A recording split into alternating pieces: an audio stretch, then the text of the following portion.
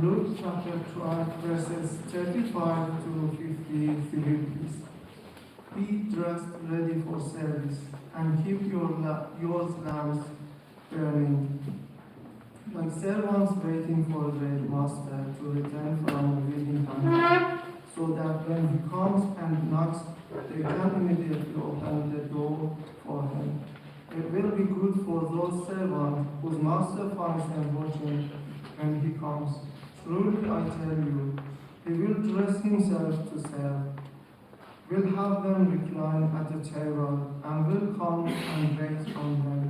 It will be good for those servants whose master finds them ready, even if he comes in the middle of the night or toward daybreak.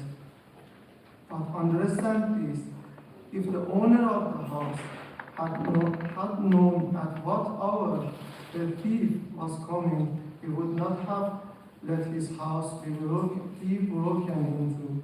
You also must be ready, because the Son of Man will come at an hour when you do not expect him. Peter asked, Lord, are you telling this parable to us or to everyone? The Lord answered, who then is the faithful and wise manager, whom the master puts in charge of his servants to give them their food allowance at the proper time? It will be good for that servant whom the master finds doing so when he returns. Truly I tell you, he will put him in charge of all his possessions. But suppose the servant says to himself, my master is taking a long time in coming, and he then begins to beat the other servants, both men and women, and to eat and drink and get drunk. The master of that servant will come on a day when he does not expect him, and at an hour he is not aware of. He will cut him to pieces and assign him a place with the unbelievers.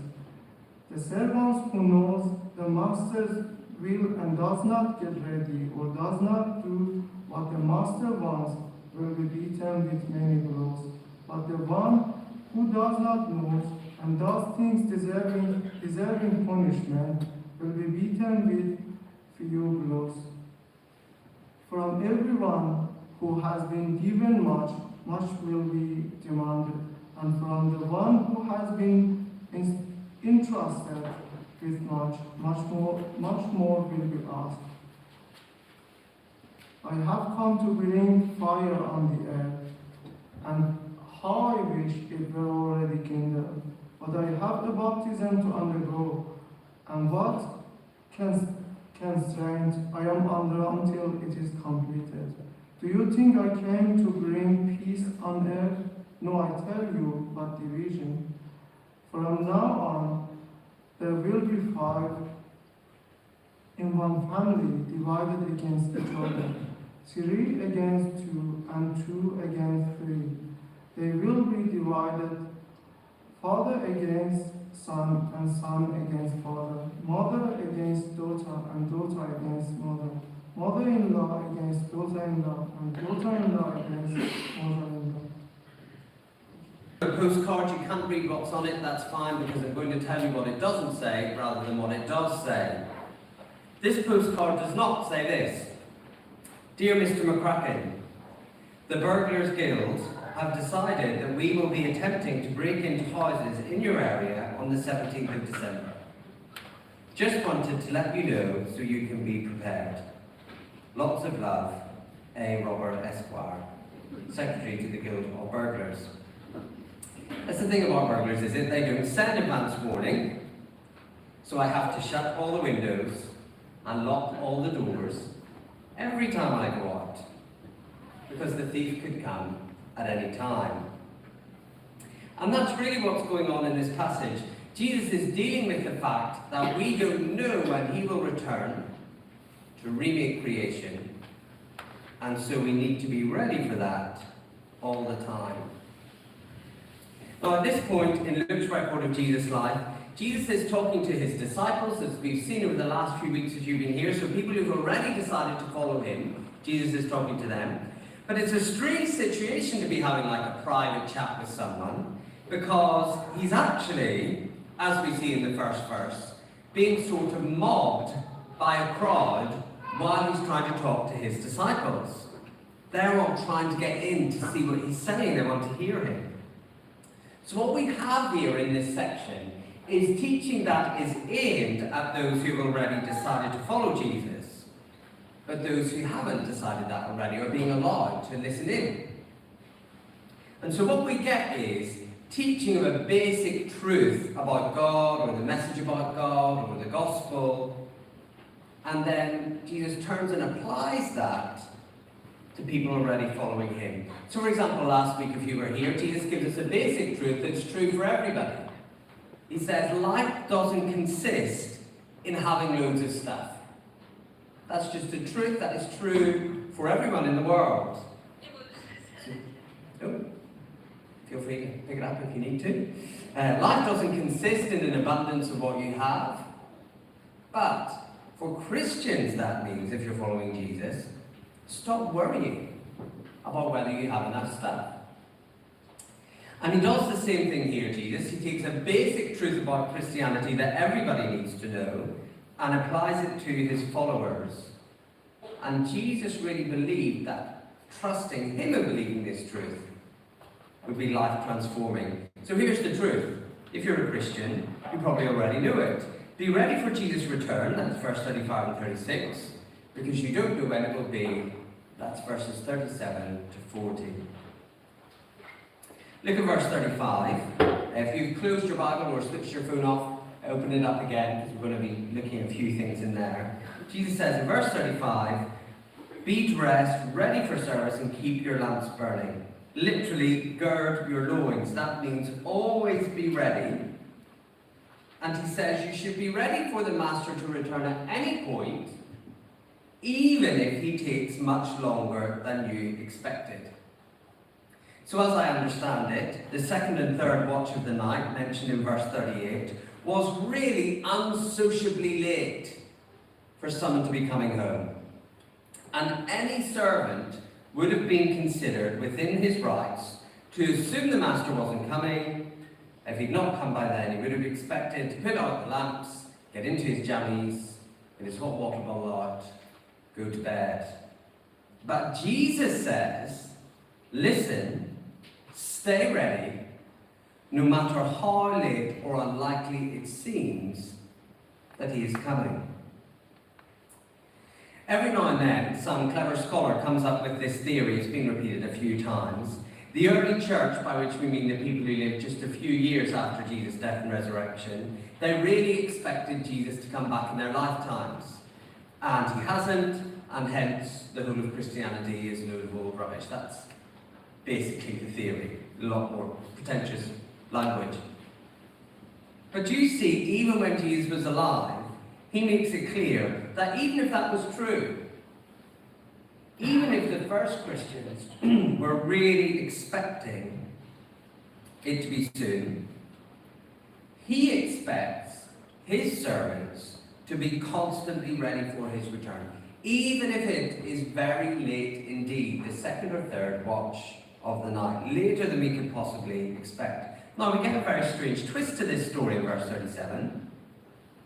You might assume the reason this demanding master wants his servants to stay up late waiting for him is because when he gets there, he's going to have jobs for them to do.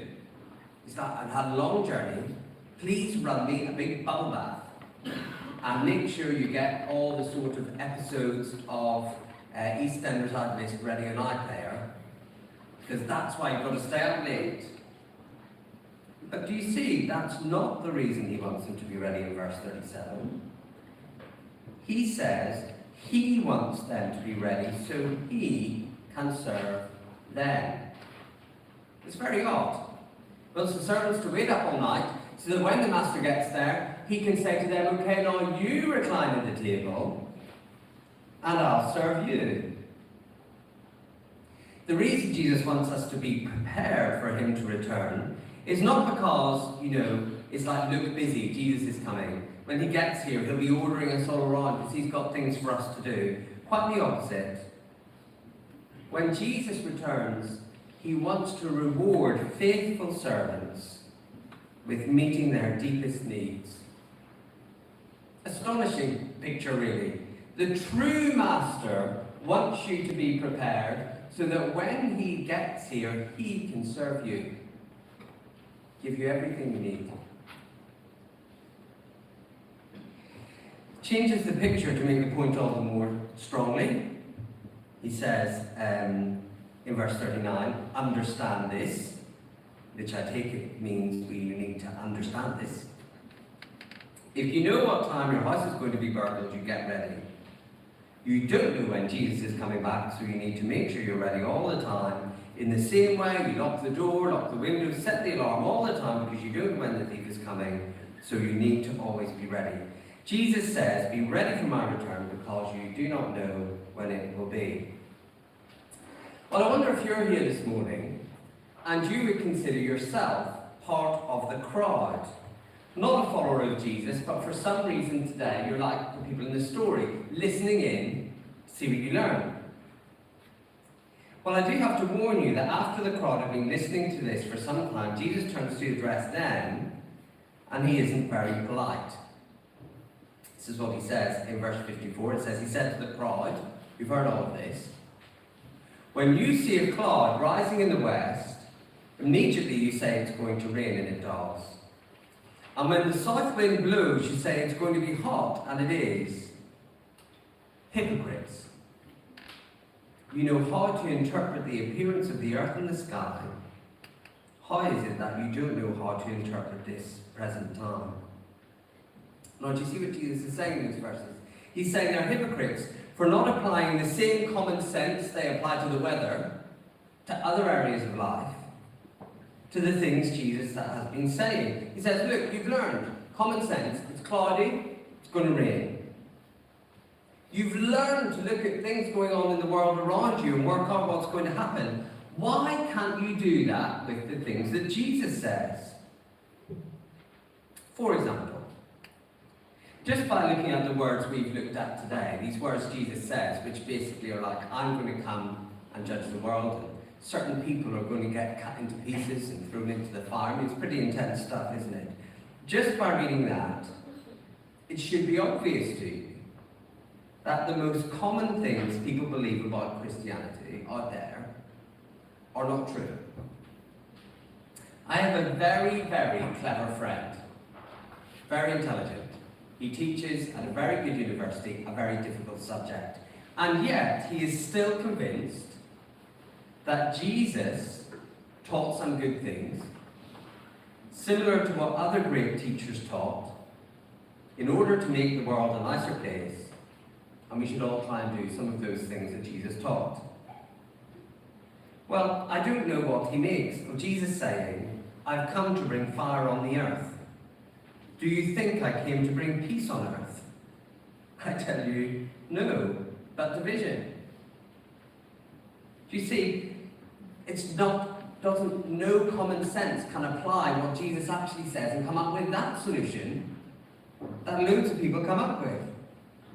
Jesus is saying here, the important thing is not even about moral values he's teaching, but being ready for him when he returns to judge the earth.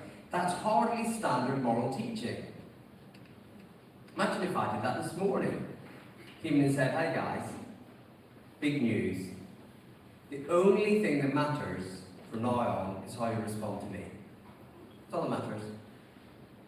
You'd all be like, okay, get on. All over rubbish. You see, some people do that with Jesus, in fairness, but lots of people say, oh, Jesus, he teaches lots of moral things, we should follow him and bring peace on earth. Not if you actually apply the common sense to him you apply to the rest of your life. Jesus is asking you simply to apply the measure of common sense you use for other areas of life to this one. You'll quickly find that commonly held perceptions of faith leave a lot to be desired.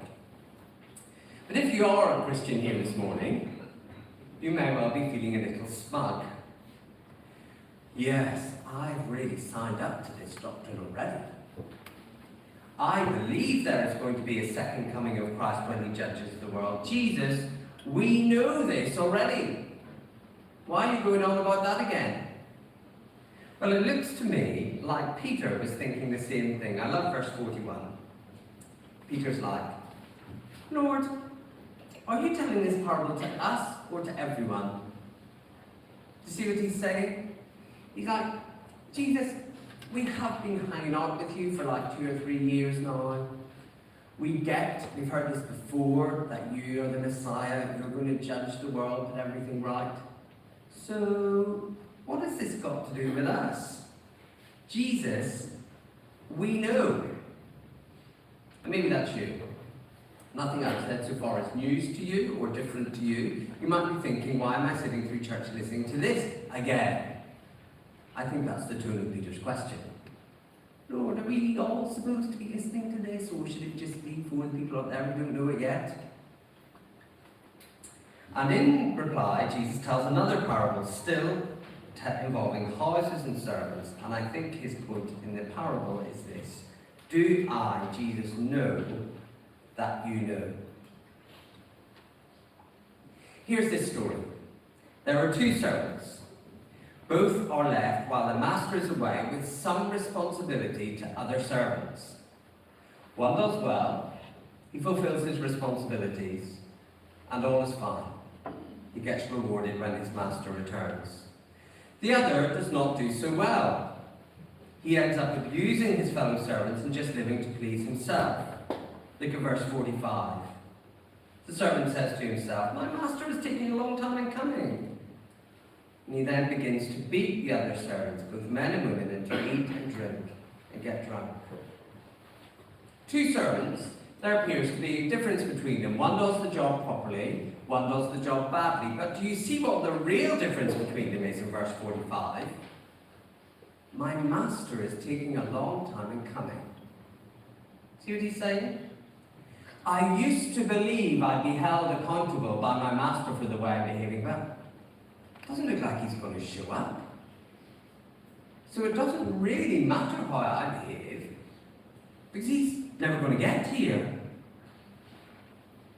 And so, because he doesn't think he'll be held accountable for how he's treated the other servants, he does what he wants. See what Jesus is saying to Peter? He's like, okay, Peter, I'll take your question and I'll raise you one. You know, do you, and believe that I'm returning? Okay. The way I will see that is by the way you treat your fellow servants in the meantime. If you forget to return, that I'm returning to hold you to account for the way you behave, it will be clear, because you'll start treating fellow servants badly. Think again about my postcard, imaginary postcard from the burglar. Imagine if I had been told that even though I didn't know when, the burglar was definitely coming someday. When I first moved to Liverpool, it was actually a little bit like that to you. You always thought the burglar was coming. It's nicer now. So I really believe the burglar is coming someday, definitely he's going to arrive. But still, I never lock my door. I leave wads of cash lying around the house beside the window. I ignore my burglar alarm. Eventually you would say to me, Maurice, you don't really believe this burglar's coming at all, do you?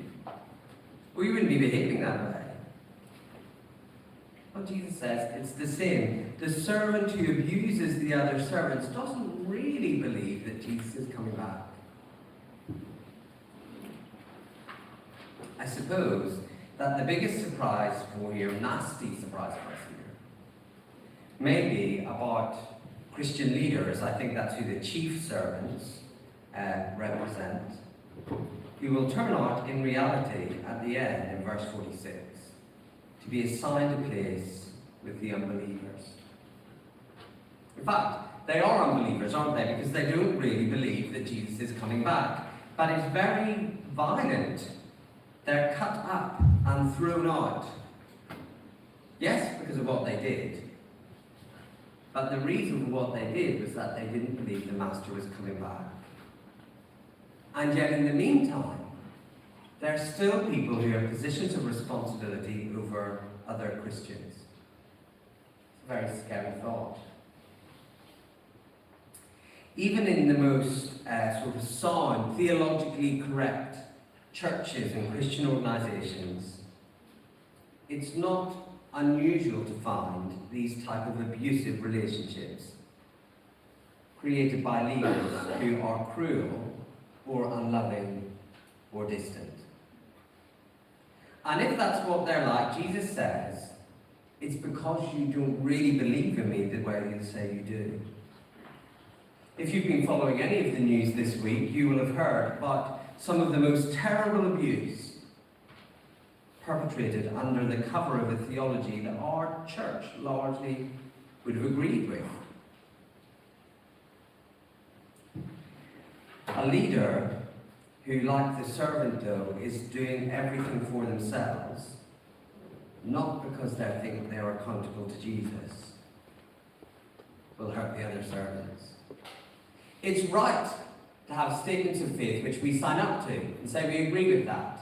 We must have those. But there are people, Jesus says, who will sign up to those things, but they show by the way they behave, they don't really believe in it.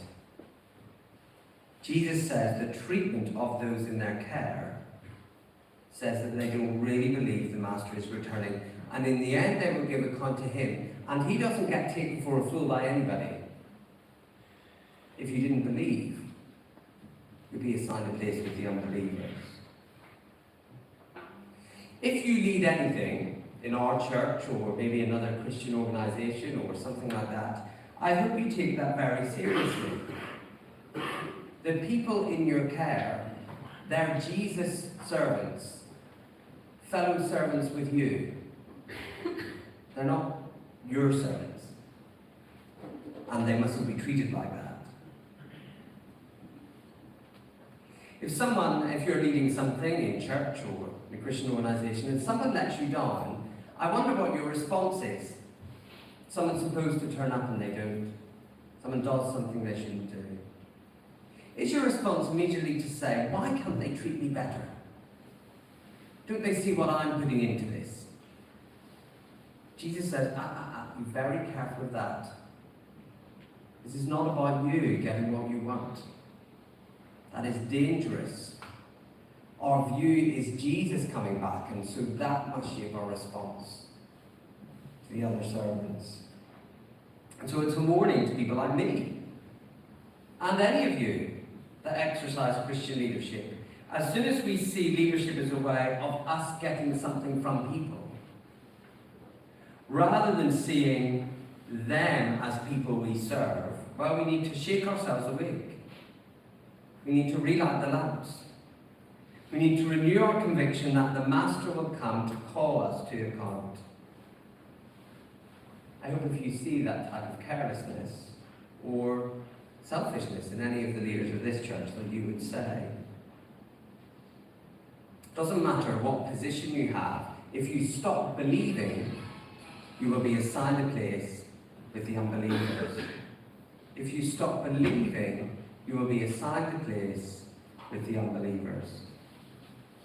But it's not just about leadership, this story. Jesus broadens the whole thing out to include all servants in all situations. Look at verse 47. The servant, this is any servant, who knows his master's will and does not get ready, or does not do what the master wants, will be beaten with many blows. But the one who does not know and does things deserving punishment will be beaten with few blows. Here's his point. From everyone who has been given much, much will be demanded. You see, the servant who's been put in charge and told that the master is coming back and ignores both his responsibility and the fact he's going to be called to account for abusing his responsibility, that servant is in double trouble. Of course, he should have known. Sitting around all day and getting drunk and beating the other servants. That's wrong whether someone tells you it's wrong or not. You should have known that. But the fact he has been told he has responsibilities and the master is coming back, that makes it all worse. And Jesus widens it out and sums up the principle in this great and memorable phrase, from everyone who has been given much. From everyone, much will be demanded. I'm sorry to say there's a health risk of this talk. Maybe I should have mentioned at the beginning. Too late. Now, all of us have been told, if not before today, then today, in this passage by Jesus, that he is coming back, that he expects us to be ready, and being ready in practice means fulfilling your responsibilities to his other servants. He will hold us accountable for that. You have it now. Now you know. You have been told. If you don't do it, you can't claim ignorance. If you really believe Jesus is coming back, put it into practice by looking after, caring for, living out your responsibilities to the rest of his servants. That is the essence of living for Jesus. And I'm not quite sure how seriously we take that. You see what Jesus is saying? There is no spirituality without community. It's not a thing. Think about the place in the world we go to, we are in, We're free to go to church. Not true of up to half the Christians in the world. We have the choice, which many do not have, of going to actually any number of churches in Liverpool, where the Bible will be explained to us and we can learn all the time that the truth that Jesus is returning. We have the Bible in our own language if you're an English speaker, and if you're an English speaker, in any number of translations, which practically on every page of the New Testament tells us that God's expectations is that we practically, sacrificially love the body of believers we live with. And that's not even talking about the internet resources. There isn't a theological thing you couldn't find out about if you wanted to in the modern world. We are the definition of people who have been given much. And yet we're often put to shame by the millions of people around the world who do not have any of that, yet love each other so deeply. Now, presumably, if what Jesus says here is, they'll be judged accordingly to the fact they didn't have all the access that we had. But none of us will be able to say, we didn't know. Yet, here's the question. Is our church, is your life marked by a deep sense that we have a responsibility to one another we must carry out before Jesus? Do we have the deep concern before Jesus to fulfill our responsibility to one another? Or do we get much more churches here for me? Other Christians I will stick with as long as I'm getting something back from them. I complain. I give up. Or even just leave if it isn't giving me what I want. And Jesus is saying, that's not right. Because from everyone who has been given much, much will be demanded. One of the ways churches experience this is when people use church like it's a supermarket. So they say, I'll go to that church because I get this from it, but then I'll pop into this other church because they're better at that. I like the way you do this, but not the way you do this, so I'll slip in elsewhere for that. It's a bit like Tesco's have a better bargain this week, so I'll pop in there. Now listen, if you're here today and you're not a believer in Jesus, you do whatever you need to do to find out about Jesus. Go anywhere that's going to help you find that out. God bless you. But if you are a believer in Jesus, you are accountable to him for how you treat fellow Christians. Then, what is church shopping about? It's problematic, if you're a believer in Jesus, to refuse to serve people in church. It's problematic if you think Jesus is coming back to speak critically and cruelly.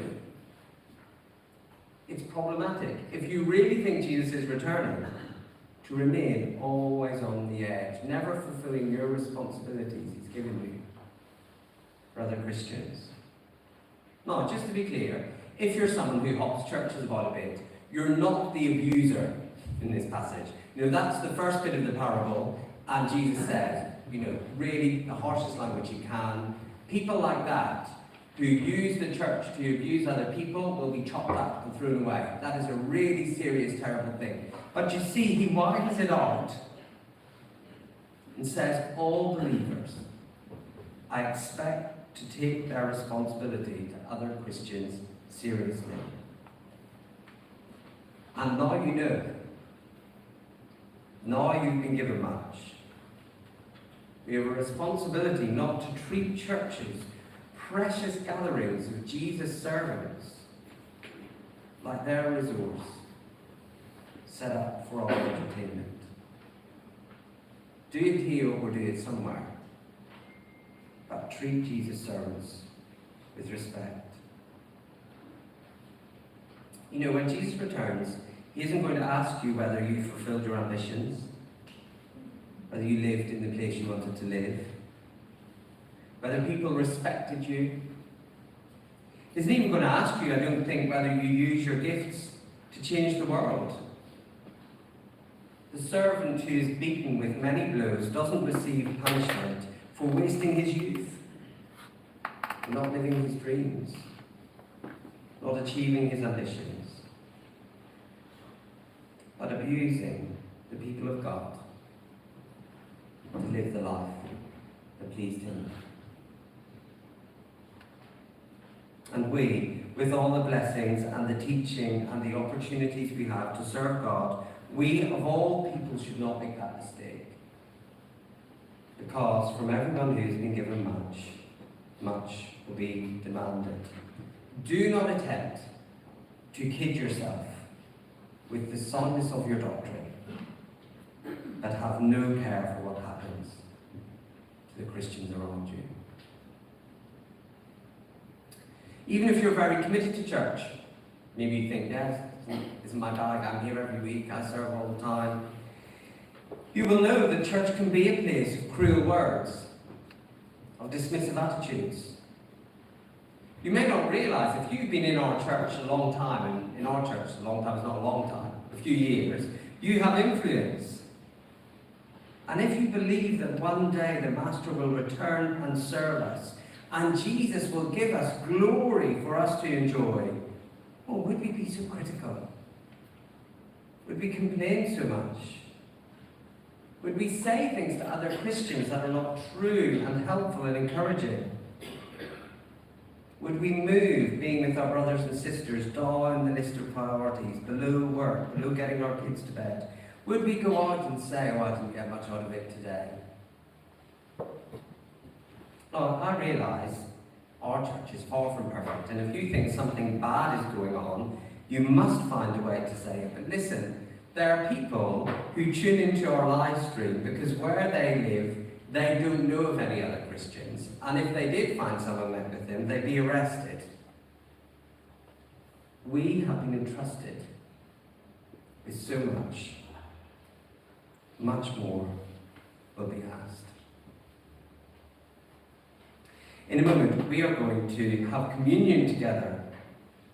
And we often reflect in communion as we eat bread and drink wine, which symbolises us feeding on Jesus' body and blood given for us. It reflects the intimacy with God as we take him into ourselves in deep dependence. We think about the great God who in grace and love served us. We will do this, come to his table to eat, until he comes and says, you sit down at the table and I'll serve you. And sometimes as we think about communion, we think simply up about worshipping God. Sometimes we think simply in.